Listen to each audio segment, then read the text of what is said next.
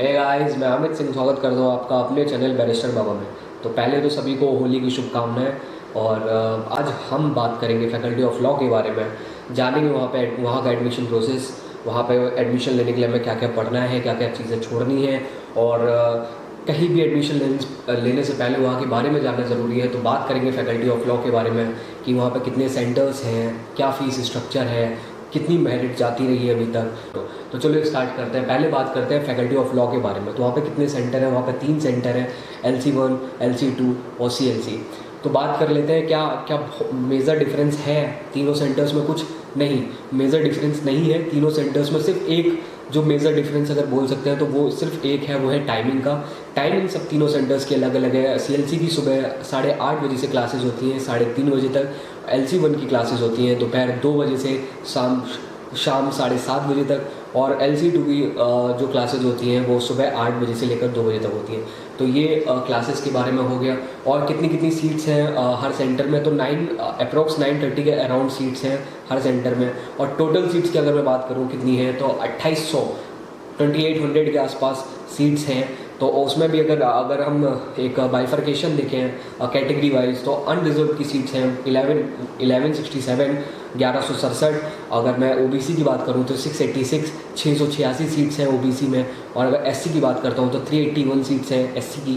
और अगर मैं ST की बात करता हूं तो 190 सीट्स हैं ST की। और EWS कोटा की 10% सीट्स जो कि होती जाके 117। तो 117 सीट्स हैं EWS की। और CW और PWD कैटेगरी की सीट्स की अगर मैं बात करूं तो 127 दोनों में है। दोनों में 127 दोनों में सीट्स हैं। तो ये बात कर ली हम लोगों ने कितनी सीट्स हैं। तो अब बात कर लेते हैं क्या बहुत ज़्यादा डिफरेंस है तीनों सेंटर्स में? नहीं, ऐसा कुछ नहीं है। जो मेजर डिफरेंस आता है वो टाइमिंग का आता है। उसके बाद आप किसी भी कॉलेज में एडमिशन लेते हैं, किसी भी कॉलेज में एडमिशन लेने के बाद आप कहीं भी क्लास ले सकते हैं। ऐसा कुछ नहीं कि आप अगर CLC में एडमिशन लेंगे तो LC2 की क्लास अटेंड नहीं कर सकते या LC1 की क्लास नहीं अटेंड कर सकते। तीनों ही सेंटर्स बिल्कुल आसपास हैं। LC2 की और LC1 की तो सेम बिल्डिंग में भी क्लासेस होती हैं। तो मैक्सिमम जो डिस्टेंस है वो 200 मीटर की डिस्टेंस पड़ती है LC2 और LC1 से CLC की। तो आपको जिस कॉलेज में क्लास लेनी हो तो आप वहाँ पे ले सकते हैं। और दूसरी बात, लाइब्रेरी में भी आप किसी की भी लाइब्रेरी यूज़ कर सकते हैं। और जस्ट बगल में आर्ट फैकल्टी की लाइब्रेरी है, सेंट्रल लाइब्रेरी है। तो आप वहाँ पर भी जाकर पढ़ सकते हैं। तो अब यहाँ पे बात कर ली हमने कि क्या क्या चीज़ें हैं। तो ऐसा कुछ है क्या कि वहाँ पे कोई सेंटर में ज़्यादा अच्छी पढ़ाई होती है, किसी में कम होती है? बिल्कुल भी नहीं, ऐसा कुछ नहीं है। तीनों ही सेंटर में सारे प्रोफेसर्स बहुत अच्छे हैं, फैकल्टी बहुत अच्छी है तीनों सेंटर्स की, पढ़ाते बहुत अच्छा है। और हाँ, परसेंटेज वहाँ पे थोड़े कम आते हैं। हर तीनों सेंटर की ये दिक्कत है कि परसेंटेज थोड़ा सा कम रहती है।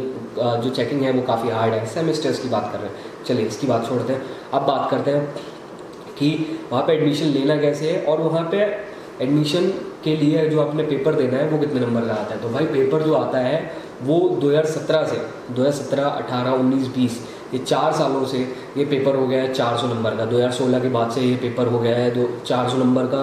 यानी कि 100 क्वेश्चन आते हैं, उसमें एक क्वेश्चन 4 नंबर का होता है। नेगेटिव मार्किंग 1 नंबर की 1/4 है, यानी कि 1 नंबर आपका कट जाता है अगर आप कोई भी क्वेश्चन गलत अटैम्प्ट करते हैं तो। और अगर हम बात कर लेते हैं, अगर मैं बात करूं कि मेरिट की, तो कितनी मेरिट अभी तक जाती रही। तो 2017-18 की अगर मैं बात करूं, 2017 और 18 में जो मेरिट जाती थी वो अनरिजर्व की 236, 240, 236 के बीच आसपास रहती थी। बट 2019 और 2020 में थोड़ा सा पेपर का पैटर्न चेंज होने की वजह से मेरिट जो थी वो कम हो गई। 2019 में जो मेरिट थी वो 222 गई थी।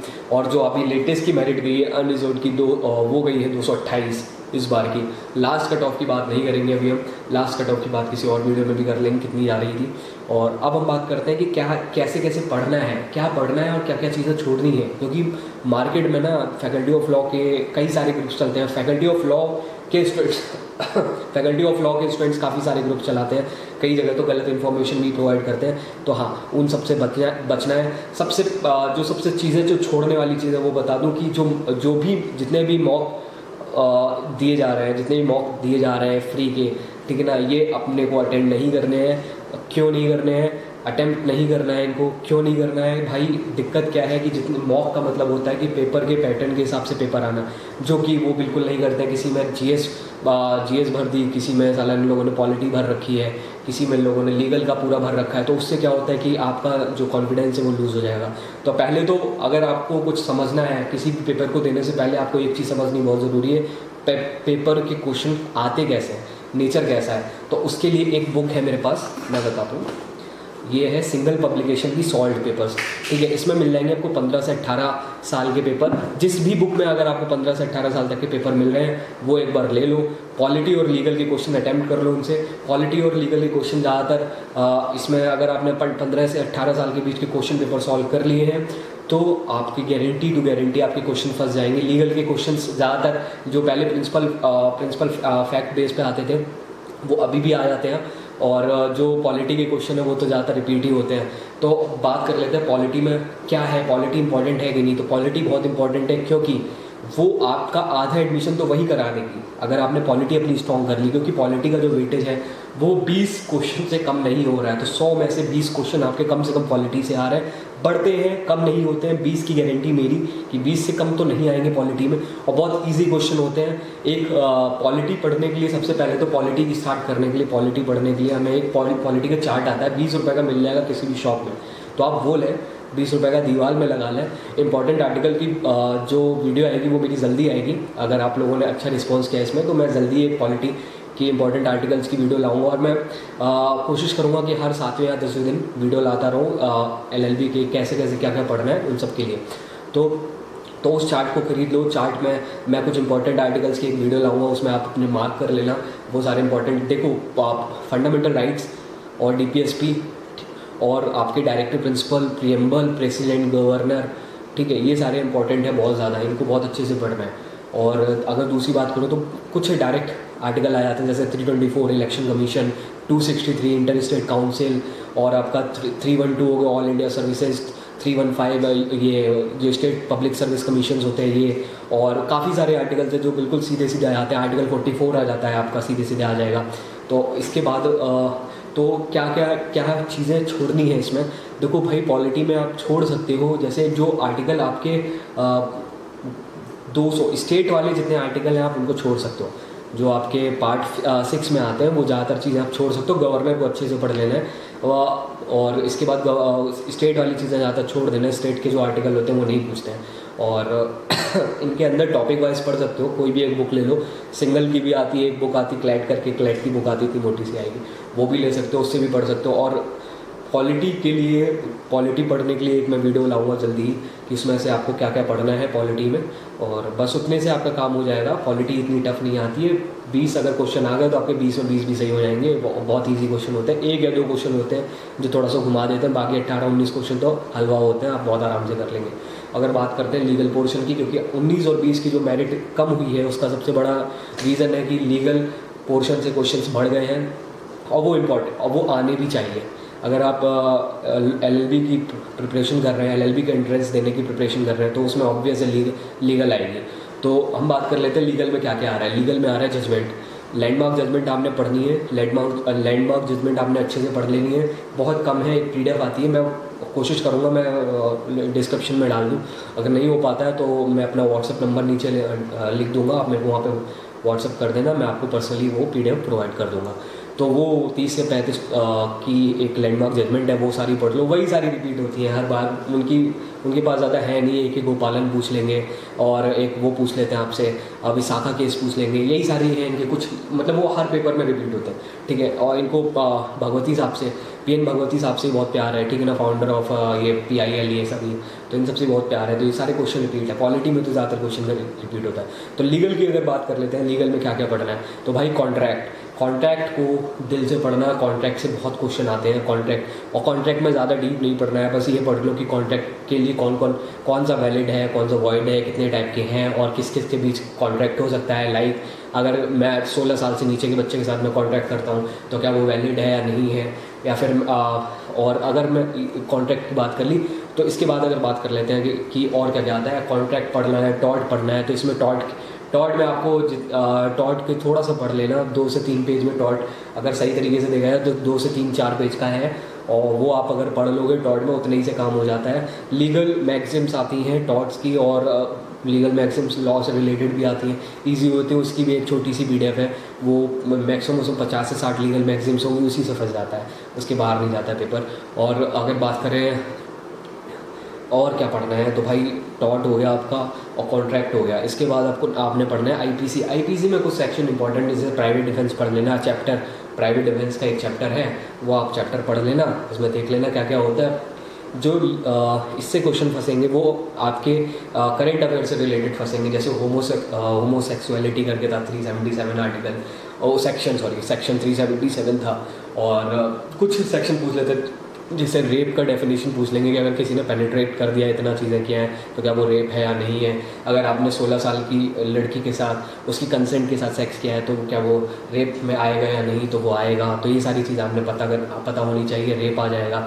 रॉबरी, थेफ्ट, एक्सटॉर्शन, CDT, और यही थोड़ी सी बहुत चीज़ें हैं, रॉबरी, डकैती, ये सारी चीज़ें पढ़ लेना। इसमें ये पता होना चाहिए कि भाई कब मिस अप्रोप्रिएट हुआ है प्रॉपर्टी का, कब थेफ्ट हुआ है, ये सब चीज़ें आती हैं। और इसके बाद अगले IPC ख़त्म कर ली। IPC के बाद हमें करना है फैमिली लॉ। फैमिली लॉ कैसे होगा भाई? फैमिली लॉ के लिए वही सारी बुक है, एक सिंगल की ले लो, कोई भी सिंगल की एक बुक आती है क्लैट करके, या फिर एक और पब्लिकेशन में उसका अभी नाम स्किप कर रहा हूँ, वो भी आप ले सकते हो, कोई भी क्लैट की ले लो, उसमें से सब मिल जाएगा आपको।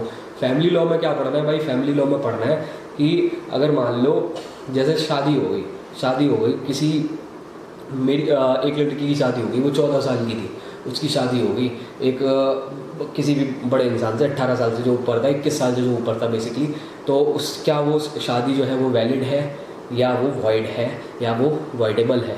तो वो वॉइडेबल होती है अगर लड़की ने बोल दिया कि भाई, उसने 18 साल के बाद मैच्योर होने के बाद बोल दिया उसने कि नहीं, ये शादी मैं नहीं मान रही, ठीक है, तो वो वॉइडेबल में आती है। तो ये सारी चीज़ आपको पता होनी चाहिए। कुछ बेसिक टर्म्स होते हैं फैमिली लॉ के, वो सारी चीज़ आपको पता होना चाहिए, बस। और कुछ नहीं है कि डाइवोर्स है वो उसको थोड़ा बहुत पढ़ लेना, इससे काम हो जाएगा। और भाई UN से कुछ ज़्यादा प्यार है इनको, यूनाइटेड नेशन के बारे में बहुत ज़्यादा क्वेश्चन पूछते हैं। डेज पढ़ लेना, ऑथर्स जो लेटेस्ट हो, या फिर जो अच्छे, मतलब जो पुराने हैं, जो अच्छी बुक्स हैं, वो आपको किसी भी एक कोई ल्यूसेंट की पब्लिकेशन की आती है GK की बुक, वो आप ले सकते हो, उससे आपको सारा मिल जाएगा, ये पढ़ लेना। इसके बाद ये होता है कि फर्स्ट वाला पढ़ लेना, जितने भी पहले आपने अपॉइंटमेंट हो रही है, जैसे पहले लोकसभा का जो पहले जो स्पीकर थे वो कौन थे? GV मावलंकर साहब थे। और पहले प्रेसिडेंट की पूरी लिस्ट देख लेना, कौन कौन से प्रेसिडेंट है पूछ लेते हैं। और हाँ, ऐसी लिस्ट आपने सुप्रीम कोर्ट के जजेस की देखनी है जो चीफ जस्टिस रह चुके हैं, जितने भी चीफ जस्टिस रह चुके हों और लेटेस्ट हों और सबसे पहला हो, ये सारी चीज़ें देख लेंगी। जितने भी कमीशन है वो आपके लिए इंपॉर्टेंट है, उनके चेयरपर्सन बहुत इंपॉर्टेंट है। वुमेंस कहीं भी अपॉइंट हो रही है, विदेश में या फिर इंडिया में किसी अच्छी पोस्ट पर, तो आपको उसका नाम याद रखना है, वो करंट में आ जाएगा आपका सब कुछ। हाँ, तो भाई ये वीडियो थोड़ी लंबी हो रही है, तो जल्दी कोशिश करेंगे कि इसका जो डिटेल, एक जो सिलेबस की डिटेल्ड वीडियो है वो बनाने की। तो अभी के लिए भाई एक बुक लिस्ट और ये सारी चीज़ें बता दे रहा हूँ, एक बार वापस क्या क्या ले लो, उससे काम हो जाना है। सबसे पहले तो एक सॉल्ट पेपर्स ले लो, किसी की भी चलेगी, सिंगल पब्लिकेशन में ना 15 से 18 साल तक के दे रखे हैं, सिंगल पब्लिकेशन ले लेना अगर मन हो तो, या फिर बाकी कोई भी ले लो। और दूसरी चीज़, एक 20 रुपये का सस्ता सा चार्ट ले लो, पॉलिटी का, किसी भी शॉप में मिल जाएगा, स्टेशनरी की किसी भी शॉप में जाना, बुक शॉप में, वहाँ पे मिल जाएगा, कह देना भाई 20 रुपये का चार्ट दे दो, वो दे देगा।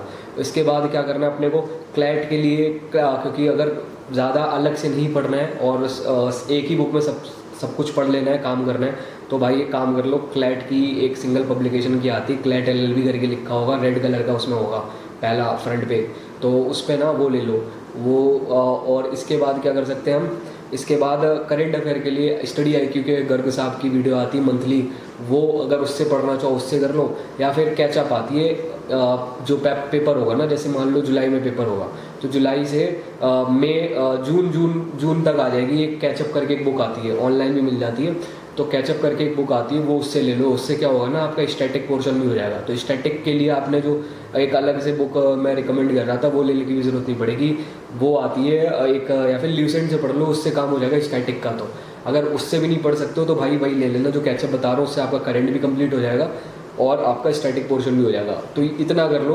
और अगर आप लोगों ने इस वीडियो में बेहतरीन सा प्यार व्यार दिखा दिया, तो एक डिटेल्ड वीडियो लेकर आ जाऊँगा कि क्या क्या पढ़ना है भाई और कैसे कैसे पढ़ना है। इंपॉर्टेंट सब पॉलिटी का भी अलग कर दूंगा, लीगल का भी अलग कर दूंगा, बता दूंगा कि कैसे कैसे क्या क्या पढ़ना है, उतने से काम हो जाना है। ठीक है। तो भाई अगर वीडियो पसंद आ गई हो तो लाइक वाइक कर देना, शेयर सब्सक्राइब करना मत भूलना चैनल को, ठीक है, क्योंकि भाई नोटिफिकेशन तभी मिलेगा। चलो ठीक है भाई, बाय बाय।